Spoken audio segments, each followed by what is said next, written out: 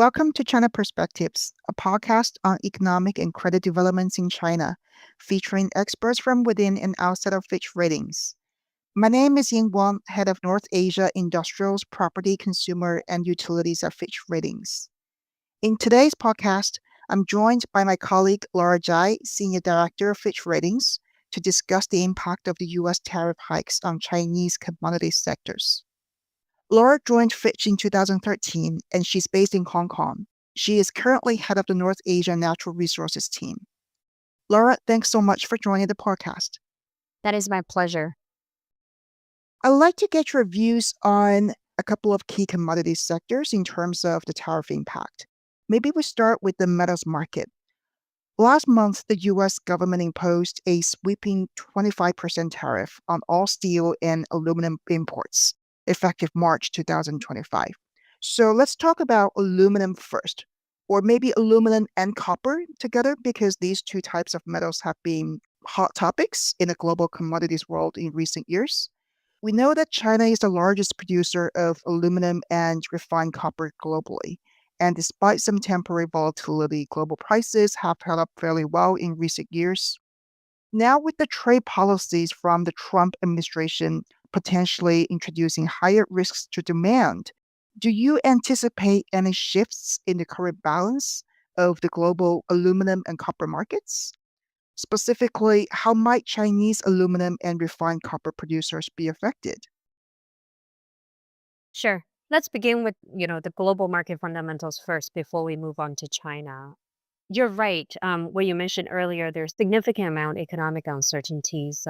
However, recently we've actually revised up our price forecast for these two metals due to a tight demand and supply balance. That is largely driven by energy transition efforts coupled with supply constraints. If you look at over the last couple of years or so, Chinese investments into energy transition were actually the main driver for demand for copper and aluminum globally, whereas the other developed regions like Europe or North America have lagged behind. While we do expect China's growth to moderate to a low single-digit annual rate, demand growth from other global regions is anticipated to rise. Even now, when we're thinking that US and Europe might reevaluate their energy transition investments, we don't really expect a reversal in such strategies. Consequently, we actually expect global demand growth for these two metals to sustain at a rate of around 2 to 3%, despite regional variances. On the supply side, growth remains limited, maintaining a tight market balance for both metals. We'll take aluminum, for example. China's aluminum production capacity is expected to reach its policy ceiling this year, leaving no more room for supply increases. In China, despite potential challenges in manufacturing exports, planned state grid investments could actually moderately boost demand growth for the likes of aluminum and copper by 1 to 2%. Moreover, China's recent GDP growth target of 5%, combined with the largest fiscal deficit in 30 years, as well as ongoing green energy investments, might provide upside potential for demand growth this year as well. Regarding US tariffs, we foresee a limited direct impact on China's aluminum sector, as the US market accounts for only about 4% of China's total aluminum export. With about 90% of production meeting domestic needs and the Chinese government discouraging export recently, with the rebate being removed, the impact remains contained. As a result, Chinese aluminum producers are likely to maintain strong financial performance this year, supported by robust price expectations and strong market fundamentals. In contrast, Chinese copper producers might face some distinct challenges. Despite optimistic prices forecasts, many producers are actually downstream refineries dependent on upstream copper concentrate production. Those with high self-sufficiency in raw materials might benefit from elevated prices, while pure refineries could experience margin compression due to tight concentrate market conditions. Okay, so aluminum and copper are going to see polarized performances. Good. Let's move on to steel.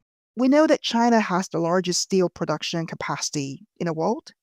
While the US market is not a primary export destination for China, I imagine there could be pretty significant repercussion for the non-Chinese steel exporters who may look to divert their exports elsewhere because of the US tariff hike.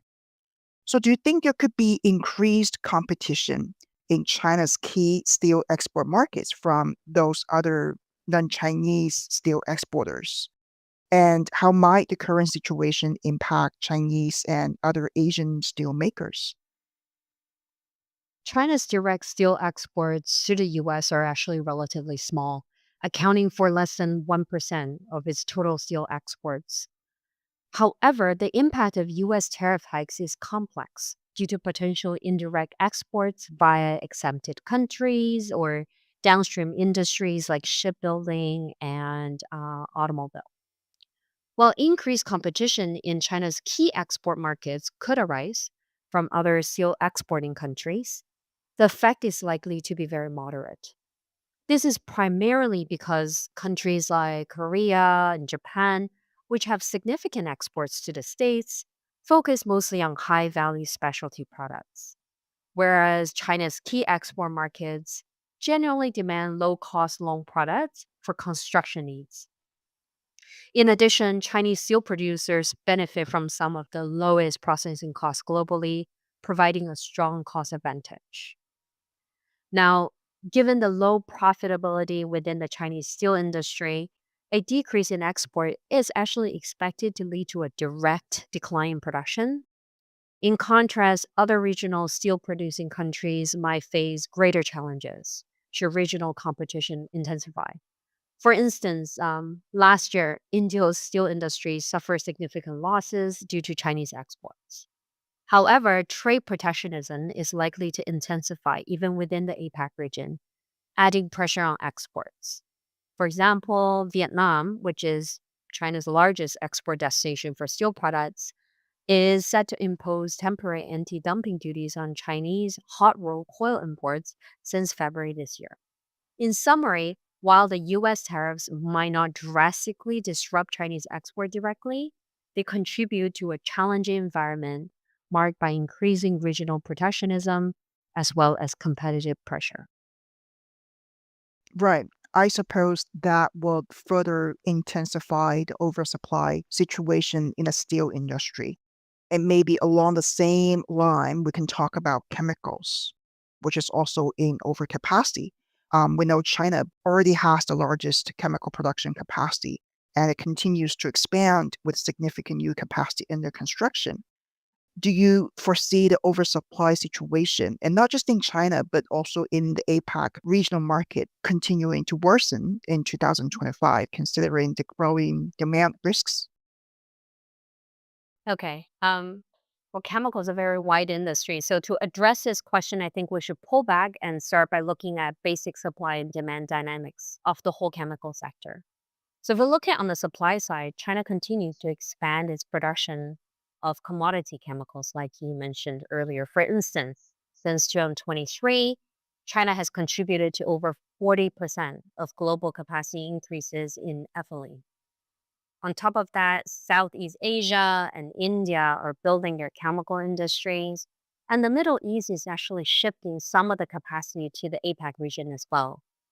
These developments could lead to increased competition and, of course, additional oversupply. On the demand side, if the global economy remains sluggish, regional exports will suffer, particularly if European demand declines. So in China, demand growth in sectors like, property is already slowing. Although new energy sectors are expanding, they may not fully offset this slowdown. Southeast Asia could also face challenges, especially given that it relies heavily on exports amid rising global protectionism. However, some of the factors might help ease the oversupply situation. For example, China's dual carbon policies aim to reduce inefficient capacities. Asian countries are focusing on industrial specialization to avoid redundancy.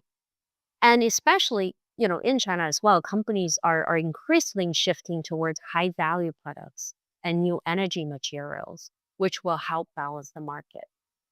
So, if we consider all these factors together, we actually expect structural oversupply issues in the region to persist this year, leading to weak prices, especially for commodity chemicals where the oversupply is abundant.